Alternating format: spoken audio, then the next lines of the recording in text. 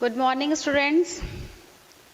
BA part third year students, आप सभी का स्वागत है। और आज से अपन अपनी क्लासेस स्टार्ट कर रहे हैं, online classes BA part third year की। तो आपको ये पता होगा क्योंकि आप फर्स्ट ईयर सेकेंड ईयर में आप देख चुके हैं, आप लोगों का जो सिलेबस है वो आप लोगों को पता भी होगा। इससे पहले आप लोग अपने सिलेबस के बारे में जान लें तो ज़्यादा सही है। और किस तरह का पैटर्न रहता है ये सारी चीज़ आपको समझाने की आवश्यकता नहीं है, क्योंकि आप थर्ड ईयर स्टूडेंट हैं तो आप लोगों को सारा सब कुछ पता है। तो सिलेबस की अपन बात कर लेते हैं। अपना जो सिलेबस है आपको पता है, दो ही बुक है अपनी, फर्स्ट पेपर और सेकंड पेपर। अपना जो पेपर फर्स्ट है मैं आपको बता देती हूँ। पेपर जो अपना फर्स्ट है वो अपना पाश्चात्य विचारक यानी कि वेस्टर्न थिंकर अपना रहेगा, पाश्चात्य विचारक, पाश्चात्य विचारक। दूसरा अपना जो पेपर होगा, पेपर सेकंड, वो अपना होगा इंटरनेशनल रिलेशन, अंतर्राष्ट्रीय संबंध, अंतर्राष्ट्रीय संबंध। ये दो बुक्स अपनी हैं। फर्स्ट बुक अपना होगा थिंकर से रिलेटेड, सेकंड बुक होगी अपनी इंटरनेशनल रिलेशन, अंतर्राष्ट्रीय संबंध। देखिए दोनों बुक बहुत अच्छी हैं। फर्स्ट ईयर और सेकेंड ईयर में आप लोग जो भी करके आए हैं उसमें अपन ने आपका जो फर्स्ट ईयर में जो था अपना, वो इंडियन थिंकर के बारे में आप पढ़ चुके हैं, जिसमें मनुष्य को कौटिल्य, ये सारी चीजें आप लोगों ने पढ़ी होंगी। लेकिन अब अपने आ रहा है वेस्टर्न थिंकर, पाश्चात्य विचारक, जिसमें आप प्लेटो, अरस्तु, Hobbes, Locke, Rousseau, Machiavelli, Thomas Aquinas, Laski, Hegel, Bentham, Karl Marx, इन सब के बारे में आप लोग पढ़ोगे।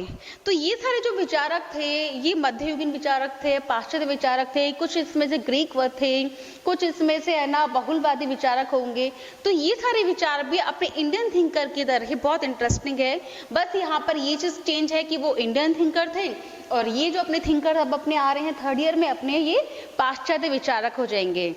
अपना जो सेकंड बुक है इंटरनेशनल रिलेशन, अंतर्राष्ट्रीय संबंध, ये भी देखो बच्चों बहुत ही अच्छी बुक है और बहुत ही इंटरेस्टिंग भी है, क्योंकि इसमें पूरा का पूरा जो रिलेशन है वो अंतर्राष्ट्रीय, यानी कि पूरा का पूरा अच्छे से एक देश का दूसरे देशों के साथ संबंध, इसमें सार्क, आसियान, दक्षिण, ये सारी चीजें आ जाएंगी। अपने पड़ोसी देशों के साथ में भारत का संबंध, ये सारी चीजें आएंगी।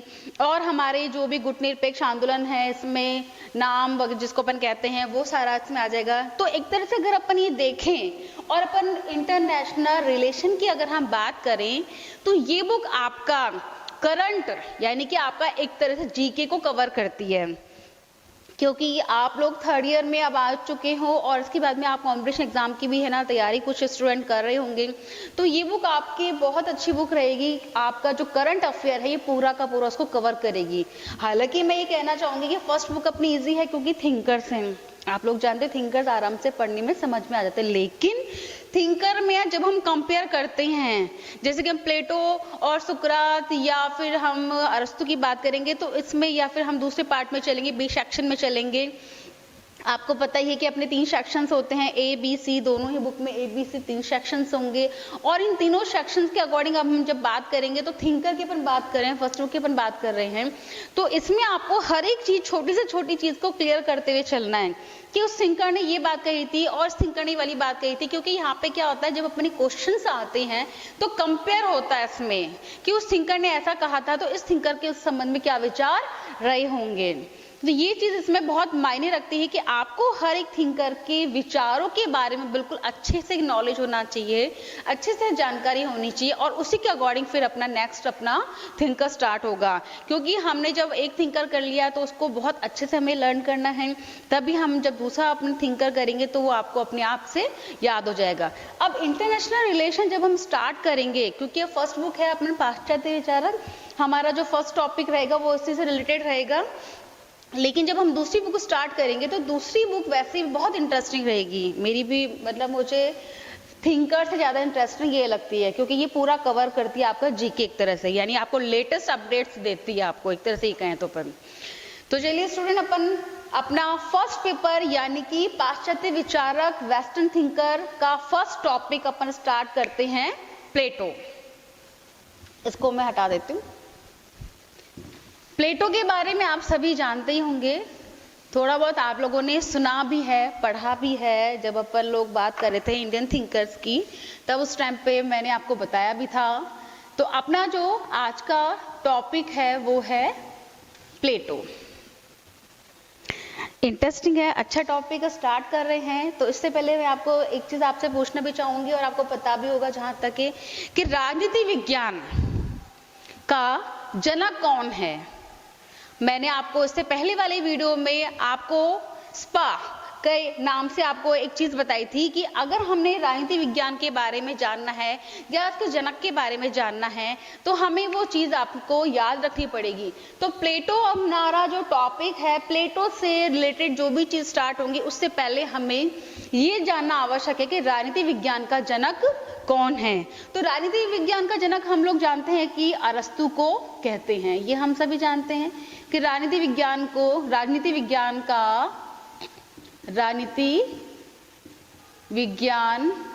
का जनक कौन है, अरस्तु। ये सभी अपन जानते हैं, थर्ड ईयर स्टूडेंट आप सभी को पता ही होगा।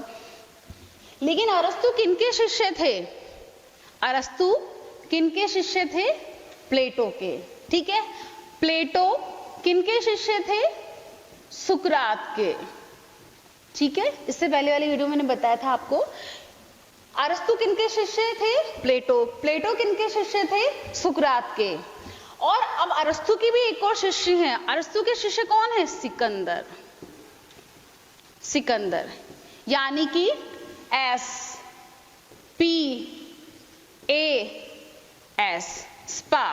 ये मैंने आपको बताया था, SPAS, स्पा। ये आप याद रखना, आपको कहीं भी कोई दिक्कत नहीं होगी। आप फटाफट से ये चीज याद रखेंगे तो आपको पता पड़ जाएगा कि राजनीति विज्ञान के जनक का नाम अरस्तु है, जो कि किनके शिष्य थे? प्लेटो।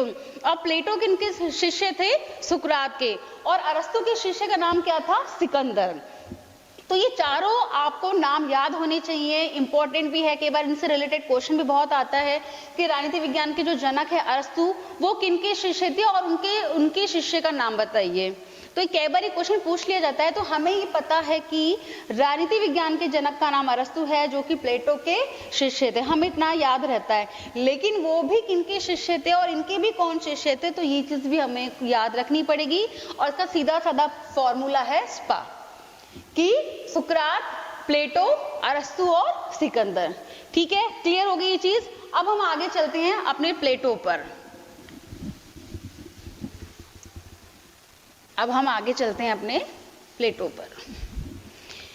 प्लेटो की बात करने से पहले आपको एक इसके बारे में एक इंपॉर्टेंट जो चीज है वो ये है कि प्लेटो जो है ना, वो बहुत बड़ा दार्शनिक था।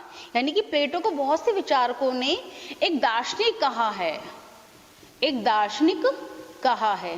अब दार्शनिक क्यों कहा है या दार्शनिक क्या होता है? देखो सिंपल सा है कि दार्शनिक उसे कहते हैं जो सत्य तक पहुंचे, यानी कि जो सत्य की खोज करे, सत्य की खोज करे, उसे हम क्या कहेंगे? दार्शनिक। तो कुछ विचारकों ने प्लेटो को एक कहा था कि प्लेटो बहुत बड़ा दार्शनिक है, कि प्लेटो इतना बड़ा दार्शनिक है कि है ना, वो हर चीज को सत्य तक पहुंचने की बहुत कोशिश करता था। और उसने ये कहा था प्लेटो ने कि एक व्यक्ति बहुत अच्छा तब हो सकता है जब उसमें 3 गुण विद्यमान हो। जब उसमें 3 गुण विद्यमान हो। कौन कौन से 3 गुणों की इसने बात करी है? सात्विक, राजसिक और तामसिक, यानी कि सत, रज और तम गुणों की इन्होंने बात करी है। तो प्लेटो ने कहा है कि हमें कुछ ऐसे विचार की खोज करनी चाहिए या फिर हमें ऐसी चीजों की खोज करनी चाहिए जो हमें सत्य तक आसानी से पहुंचा सके। और इसीलिए प्लेटो को बहुत से विचारकों ने एक आदर्श दार्शनिक कहा है। क्योंकि जब हम इसके बारे में हम आगे पढ़ेंगे तो अपने को ये चीज क्लियर होती रहेगी कि वो दार्शनिक क्यों थे। इसीलिए उन्होंने कहा कि एक व्यक्ति में इन 3 गुणों का होना बहुत ही ज्यादा आवश्यक है। कौन कौन से? कि सात्विक एक व्यक्ति को सात्विक होना चाहिए, राजसिक होना चाहिए, तामसिक होना चाहिए। यानी कि एक व्यक्ति में ये तीनों गुण होती हैं, लेकिन इसी के अकॉर्डिंग हम समाज में हम विभाजित करते हैं, वर्गों का विभाजन करते हैं कि इस व्यक्ति में इस गुण की प्रधानता है तो ये व्यक्ति हो सकता है इस गुण से ज्यादा इफेक्ट हो रहा है तो हम उसको उस कैटेगरी में डाल सकते हैं। ये भी अपन आगे जब इसके बारे में और इसके आदर्श राज्य की बात करेंगे, हम इसके न्याय की बात जब हम करेंगे या फिर इसके राजा की हम बात करेंगे, तब इसमें आपको ये चीज मैं और अच्छे से डिटेल में बताऊंगी। लेकिन यहाँ पे जो विचारक इनको जो कह रहे हैं कि प्लेटो एक बहुत बड़ा दार्शनिक है, वो क्यों है? क्योंकि प्लेटो हर चीज को सत्य तक पहुंचने की कोशिश करता है और वो बताता है कि प्रत्येक व्यक्ति में कुछ गुणों की विद्यमता होती है। और वो कौन कौन से गुण है? 3, सात्विक, राजसिक और तामसिक। ये चीज क्लियर हो गई। अब आपको इसमें एक चीज और देखनी है कि प्लेटो वाकई में कहाँ का रहने वाला था। प्लेटो मेनली एथेंस का था, यानी कि इसका जन्म एथेंस में 428 ईस्वी पूर्व हुआ था। प्लेटो का जन्म कहाँ हुआ था? बहुत बार क्वेश्चन, छोटे क्वेश्चन में आपके पूछ लिया जाता है कि प्लेटो का जन्म कहाँ हुआ था, तो आप सिंपल से आप इसको लिखेंगे कि एथेंस में 428 ईस्वी पूर्व का जन्म हुआ था। प्लेटो वैसे अगर बात करें तो ये जो प्लेटो है, प्लेटो का जो घर परिवार है एक तरह से बहुत अच्छे वैभवशाली परिवार से रिलेटेड थे। इनके फादर जो थे बहुत अच्छी उसमें जो सरकारी नौकरी में थे उस टाइम में। इनकी माता एक कुलीन परिवार में थी। लेकिन जो प्लेटो थे, इनका वास्तविक नाम प्लेटो नहीं था। इनका वास्तविक नाम ये था अरिस्टोक्लीज। वास्तविक नाम देखिए, बहुत बार आपके क्वेश्चन पूछ लिया जाता है, लेकिन आपको ये बात ध्यान रखनी चाहिए कि प्लेटो का वास्तविक नाम क्या था? अरिस्टोक्लीज। अरिस्टोक्लीज इनका प्लेटो का वास्तविक नाम था। प्लेटो का नाम प्लेटो नहीं था वास्तविक, ये नाम था अरिस्टोक्लीज। लेकिन प्लेटो नाम इनका क्यों पड़ा? जो प्लेटो थे ना, ये जब है ना व्यायाम करने जाते थे तो इनके जो व्यायाम के जो गुरु थे, इनके चौड़े कंधे होने के कारण, यानी इनका जो शरीर था वो बहुत हष्ट-पुष्ट था, बहुत भरा हुआ था, और इनके चौड़े कंधे के कारण इनके व्यायाम गुरु ने इनका नाम प्लेटो रखा था, यानी कि चौड़ा चकला कहा था इनको एक तरह से। तो अपन यहाँ पे एक चीज ध्यान रखना कि व्यायाम गुरु ने इनको चौड़े कंधे होने के कारण, चौड़े कंधे होने के कारण इनका नाम प्लेटो रखा, या इन्हें प्लेटो से संबोधित करा, यानी कि चौड़ा चकला। इसे आप ध्यान रखिएगा, चौड़ा चकला। अब एक चीज और आप ये ध्यान रखिए कि अरिस्टोक्लीज जो था, इसको अरबी का एक शब्द है, ये अरबी का एक शब्द है जिसका अर्थ होता है अफलातून। क्या होता है इसका अर्थ?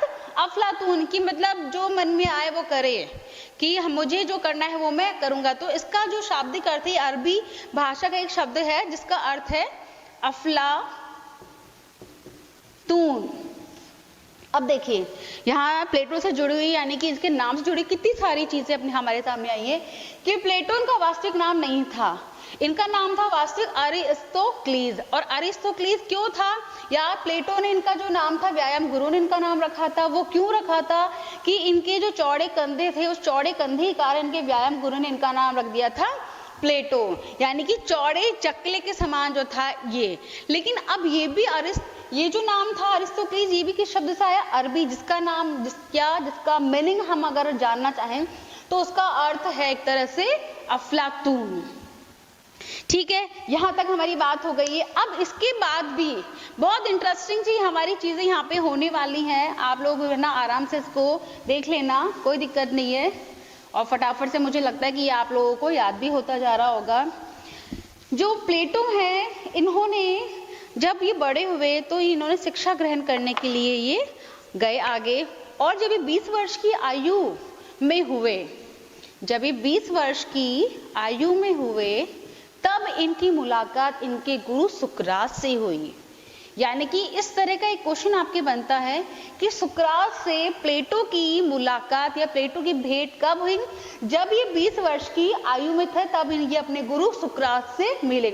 और सुकरात का जो प्रभाव था वो इनके ऊपर इतना गहरा हुआ कि सुकरात की जो भी बातें थी, या अपने गुरु की जो भी बातें थी ये इन्होंने एज इट इज ही वैसे की वैसे इन्होंने ग्रहण कर ली। लेकिन एक बहुत बड़ा इनके सदमा पड़ा जब ये 28 वर्ष के हुए, तब इनके मस्तिष्क पर बहुत बड़ा सदमा पड़ा। क्यों? क्योंकि 399 ईस्वी में सुकरात की मृत्यु हो गई थी। सुकरात की मृत्यु हो गई थी। तो जब सुकरात की जब मृत्यु हुई थी 28 वर्ष की आयु में, इनके दिमाग में बहुत गहरा असर हुआ। सुकरात उस समय मतलब इनकी मृत्यु हो चुकी थी और ये तभी से लोकतंत्र को बुरा मानने लग गए थे। लोकतंत्र को बुरा मानने लगे थे। क्यों? क्योंकि इनका ऐसा मानना था कि इनके जो गुरु हैं सुकरात, उनको विष देकर मारा गया था। सुकरात को विष देकर मारा गया था और तब से ही इनके दिमाग में एक चीज बैठ गई थी कि लोकतंत्र बहुत ही बुरा है, या लोकतंत्र ने ही मेरे गुरु सुकरात की जान ली है। उसके पश्चात ये बहुत 11-12 वर्षों तक है ना बहुत ज्यादा अपने ज्ञान की खोज में यहाँ वहाँ घूमते रहे। काफी देशों की इन्होंने यात्राएं भी करी और बहुत सारी जानकारी हासिल करी, बहुत सारा इन्होंने गहन अध्ययन भी किया।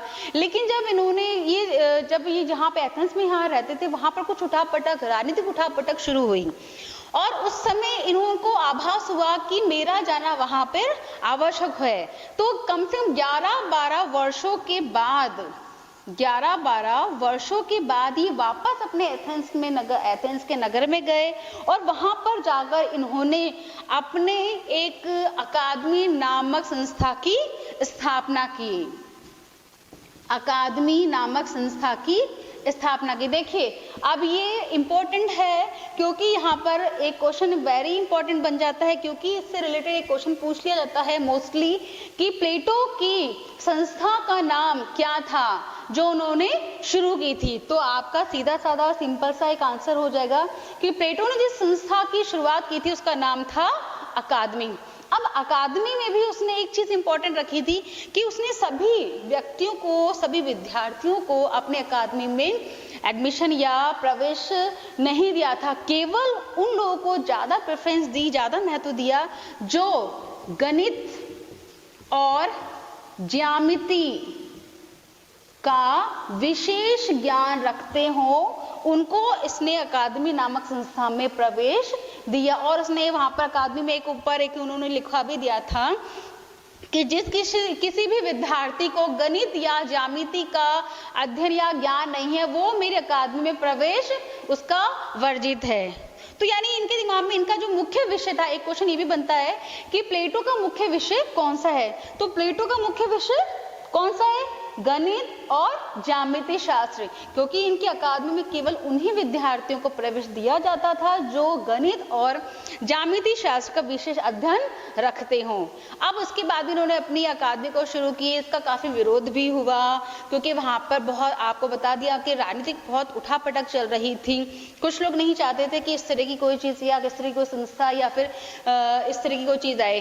जब इन्होंने अकादमी शुरू की और गहन अध्ययन में लगे थे, तब मैक्सी ने कुछ कहा था इनके लिए, प्लेटो के लिए, कि प्लेटो में सुकरात फिर से जीवित हो गए हैं। देखिए इंपॉर्टेंट डेफिनेशन है ये कि जब सुकरात की मृत्यु हुई थी तब उन्होंने कहा था मैक्सी ने कि प्लेटो में सुकरात फिर से जीवित हो गए। प्लेटो में सुकरात फिर से जीवित हो गए हैं।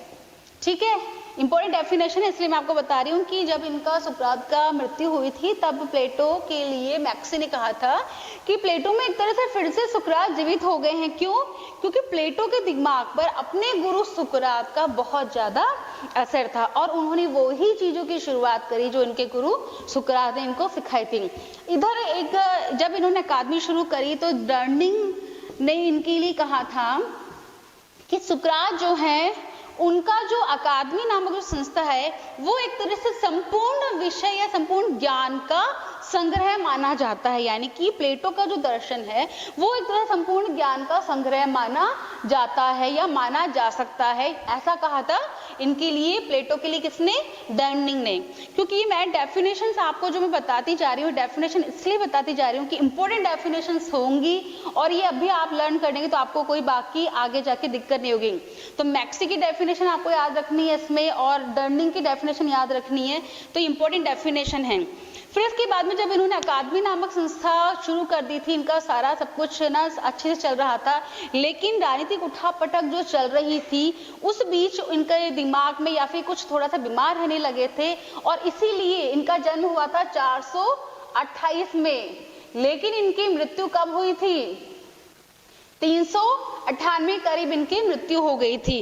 लेकिन जब ये मृत्यु जब इनकी हुई थी तो उस समय इनके लिए कहा जाने लगा था कि एक जो विश्वात्मा सुकरात के बाद हमारे बीच में आया है, अब उसका कहीं ना कहीं लोप होता जा रहा है। और इसके बाद जो उन्होंने अकादमी शुरू की थी, इनके जो कह सकते हैं कि जो मुख्य जो शिष्य हैं, कौन से? क्योंकि इनके शिष्य कौन थे इसके बाद में? अरस्तु। अरस्तु के हाथ में इनकी गद्दी आ जाएगी, लेकिन ऐसा हुआ नहीं था। अरस्तु को भी पूरा पक्का पता था कि प्लेटो के मुख्य शिष्य यही हैं और इनका जो विषय जो ज्ञान था गणित और ज्यामिति शास्त्र में था, तो इनके हाथ में वो सारी चीजें आ जाएगी। लेकिन ऐसा हुआ नहीं था क्योंकि प्लेटो के मामा के बेटे को उनकी गद्दी मिली थी और इससे अरस्तु बहुत ज्यादा कह सकते हैं कि परेशान हो गए थे और इसलिए वो अकादमी नामक संस्था को छोड़कर चले गए थे, जबकि उनको पता था कि अकादमी नामक संस्था जो उन्होंने प्लेटो ने शुरू करी थी वो केवल और केवल उन्हें वो ही संभाल सकते हैं, लेकिन उनके ना मिलके किसी और को मिली, इस बात से बहुत ज्यादा क्षुब्ध हो गए थे और अकादमी को छोड़कर चले गए थे।